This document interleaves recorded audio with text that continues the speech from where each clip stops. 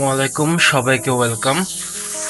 তো এই ভিডিওটাতে আমরা শিখব কিভাবে বুটস্ট্র্যাপের সাহায্যে আমরা আমাদের ওয়েবসাইটের জন্য একটা টেবিল বানাতে পারি। তো শুরুতেই আমরা আমাদের HTML ও CSS ফাইলগুলো ক্রিয়েট করে নিব এবং আমাদের HTML ফাইলটাকে প্রজেক্টের জন্য রেডি করে নিব। তো যারা যারা এই বুটস্ট্র্যাপ কিভাবে লিংক করতে হয় জানেন না, তারা আমাদের আরেকটি ভিডিও আছে, সেটাই দেখে নিতে পারেন যে কিভাবে আমাদের HTML ফাইলের সাথে আমরা বুটস্ট্র্যাপকে লিংক করি এবং বুটস্ট্র্যাপের কিছু বেসিক্স। তো এখন আমরা চলে যাই ভিডিওর মেইন কন্টেন্টে, সেটা হচ্ছে কিভাবে আমরা বুটস্ট্র্যাপ এর সাহায্যে একটা টেবিল বানাতে পারি। তো আমরা এখন চলে যাব বুটস্ট্র্যাপের ওয়েবসাইটে। তো এসে আমরা এখানে সার্চ দিব টেবিল। এখানে আমরা সার্চ করলে চলে আসবে এই সেকশনটা। তো এখানে বুটস্ট্র্যাপের টেবিলের ভেরিয়াস ফাংশনস, কালার্স, ব্যাকগ্রাউন্ডস সম্পর্কে কিছু ইনফরমেশন দেয়া আছে।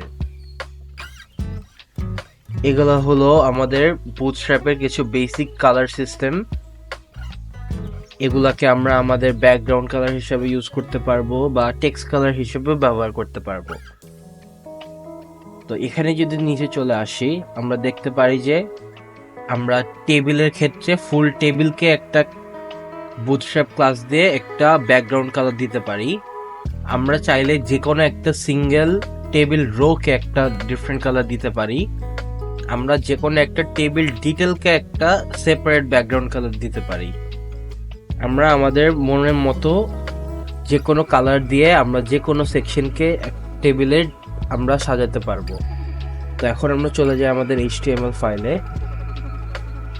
এখানে আমি একটা আগে কন্টেনার ক্রিয়েট করে নিব। কন্টেনারটার নাম দিলাম আমি .ফার্স্ট।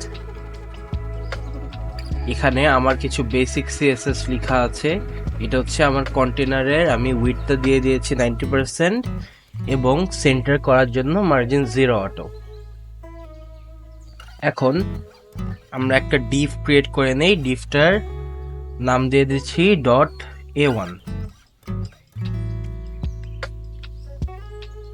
এখানে আমরা .a1 দিয়ে দিব ডিভটার নাম। এরপর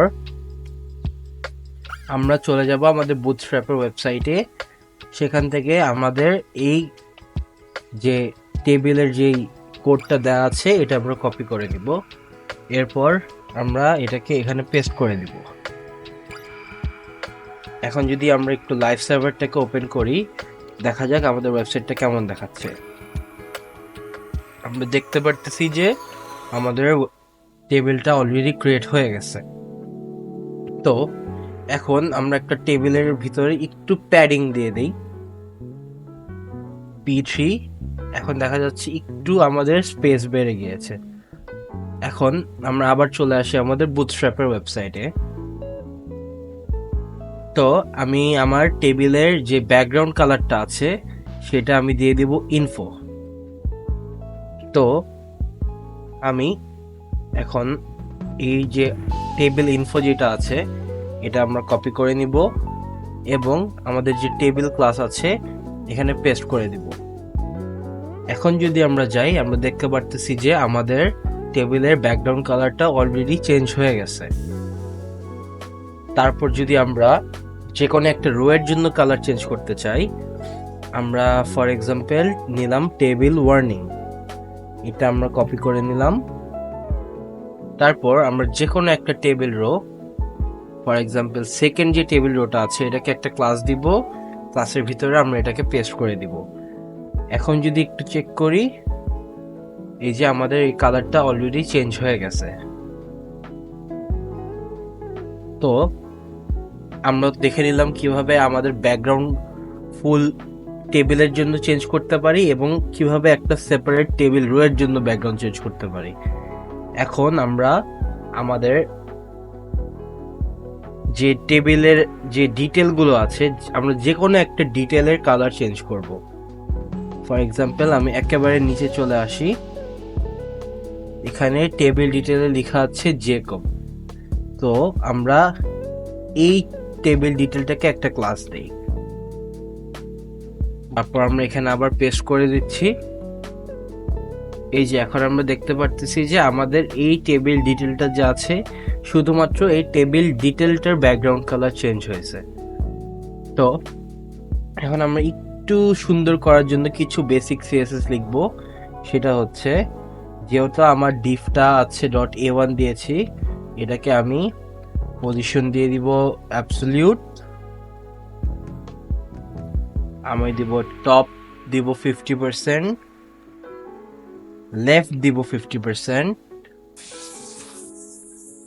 এবং ট্রান্সফর্ম ট্রান্সলেট এখানে আমরা দিব -50%, একটা কমা, আবার -50%। এখন দেখা যাচ্ছে যে আমাদের যে টেবিলটা আছে এটা একেবারে সেন্টার হয়ে গেছে। তো আমাদের যেহেতু .a1টা দেখা যাচ্ছে একটু ছোট হয়ে গেছে, আমরা এটাকে একটু বড় করে নেই। এটাকে আমরা উইডথ দিয়ে দিই 80, এখানে 100% আছে, আমরা এটাকে করে দিই 80%। এখন দেখতেছি জিনিসটা আবার বড় হয়ে গেছে। তো আমরা চাইলে এটাকে আর একটু ছোট করতে পারি 60%। এখন আমাদের দেখা যাচ্ছে যে ডিসপ্লে একেবারে মিডলে চলে আসছে আমাদের টেবিলটা। একটু বর্ডার রেডিয়াসও দিয়ে দিচ্ছি আমরা। বর্ডার রেডিয়াস আমরা 10 পিক্সেল দিয়ে দিই। অ্যান্ড টেবিল লিখে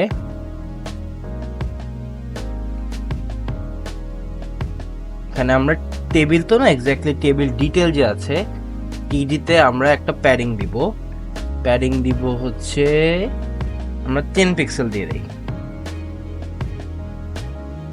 আর টেক্সট অ্যালাইন দিয়ে দিচ্ছি সেন্টার। এখন যদি আসি, আমরা দেখতেছি যে আমাদের টেক্সটগুলোর উপর নিচে একটা 10 পিক্সেলের প্যাডিং ক্রিয়েট হয়ে গেছে এবং আমাদের টেক্সটগুলো সেন্টারে চলে আসছে। তো আমাদের শুধুমাত্র টেবিল যে ডিটেল আছে সেগুলোর উপর আমার এই কোডটা কাজ করছে, কারণ আমি টিডিকে মেনশন করে কোডটা লিখছি। আমি যদি টিডি এখানে দিয়ে কমা দিয়ে টিএইচও দিয়ে দেই, এখন আমরা দেখতেছি আমাদের টেবিল হেড যেটা আছে, হেডার যেটা আছে, সেটাও এখন টেক্সট অ্যালাইন সেন্টার হয়ে গেছে। তো আমরা আবার একটু বুটস্ট্র্যাপে চলে আসি। এখানে দেখা যাচ্ছে ডট টেবিল স্ট্রাইপ একটা ট্যাগ আছে। এটা হচ্ছে আমাদের টেবিল যে আছে, যে টেবিলটা আমরা টেবিল ট্যাগ যেটা লিখেছি এটার ভিতর যদি আমরা এখানে একটু পেস্ট করে দেই, এখানে যদি আমরা কোনো ব্যাকগ্রাউন্ড কালার না দিয়ে থাকি তখন আমরা দেখব যে এখানে একটা স্ট্রাইপ প্যাটার্ন হয়ে গেছে। কিন্তু যেহেতু আমরা অলরেডি আমাদের টেবিল রো আর ডিটেল যেগুলো আছে সেগুলোতে একটা আমরা সেপারেট ব্যাকগ্রাউন্ড কালার দিয়েছি, এই জন্য এটা এই মুহূর্তে কাজ করবে না।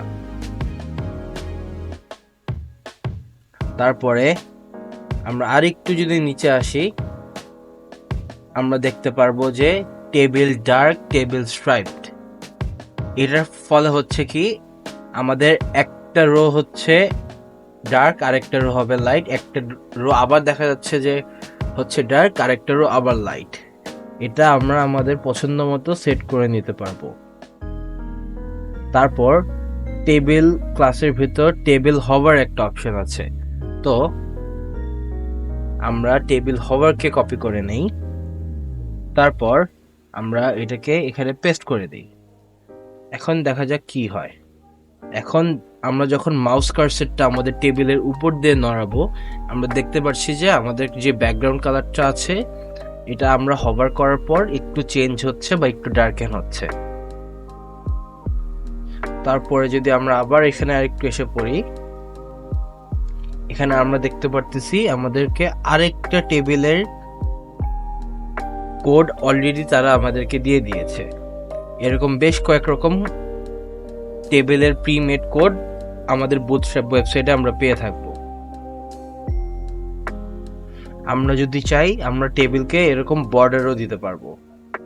তো এখন আমরা এটাকেও কপি করে নেই, করে আমরা একটু এখানে পেস্ট করে দিলাম। এখন আমরা এসে দেখতেছি যে আমাদের যে টেবিল রো আর টেবিল ডিটেলগুলো যে আছে এগুলোর মাঝখানে আমার বর্ডার ক্রিয়েট হয়ে গেছে। এখন যদি বুটস্ট্র্যাপের ওয়েবসাইটে চলে আসি, এখানে আমরা দেখতে পারবো যে আমরা বর্ডারের কালারটাকে চেঞ্জ করতে পারবো। ফর এক্সাম্পল এখানে দেওয়া হচ্ছে বর্ডার প্রাইমারি, আমরা যে কোনো কালার আমরা চুজ করে নিতে পারবো আমাদের বুটস্ট্র্যাপের এই চার্টটার থেকে। আমরা যদি বর্ডার না চাই তখন আমরা বর্ডারলেস ক্লাসটা ব্যবহার করতে পারবো। আমরা যদি আমাদের সাইজ চেঞ্জ করতে চাই টেবিলের, আমরা টেবিল স্মল ইউজ করতে পারবো, টেবিল লার্জ ইউজ করতে পারবো। আমাদের যে বুটস্ট্র্যাপের যে সাইজিংগুলো আছে ওগুলোর মাধ্যমে আমরা আমাদের টেবিলের সাইজটাকে অ্যাডজাস্ট করে নিতে পারবো। তাছাড়াও এখানে আমাদের ভ্যারিয়াস রকম এক্সাম্পলও দেওয়া আছে। ফর এক্সাম্পল আমাদের টেবিল ডিটেল যেটা আছে, এখানে টেবিল ডিটেলের যে রোটা আছে এটাকে একটা ডিফারেন্ট কালার দিয়ে দিয়েছে ফ্রম দ্য টেবিল এর যে কন্টেন্ট গুলো আছে তাই সেগুলো থেকে একটা ডিফারেন্ট কালার দাও আমার হেডার গুলোকে। আমরা চাইলে একটাকে ব্ল্যাক একটাকে হোয়াইট ওইভাবে সাজাতে পারবো। আমরা চাইলে ক্যাপশন দিতে পারবো। আমরা আমাদের টেবিলটাকে রেসপন্সিভ করতে পারবো। আমাদের যে বুটস্ট্র্যাপের সাইজিং চার্ট আছে, small, medium, large, Excel O double XL, এগুলোর মাধ্যমে আমরা আমাদের ডিসপ্লে উইথ অনুযায়ী আমাদের যে টেবিলটা আছে এটাকে আমরা অটো রেসপন্সিভ করতে পারবো।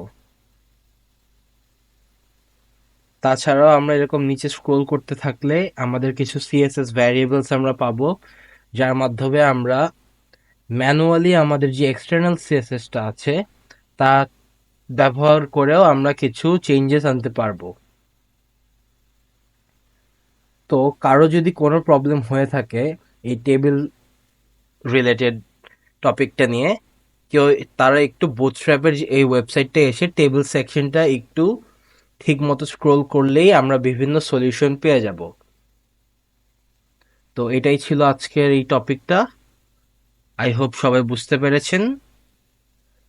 Good bye everyone, hope you have a nice day.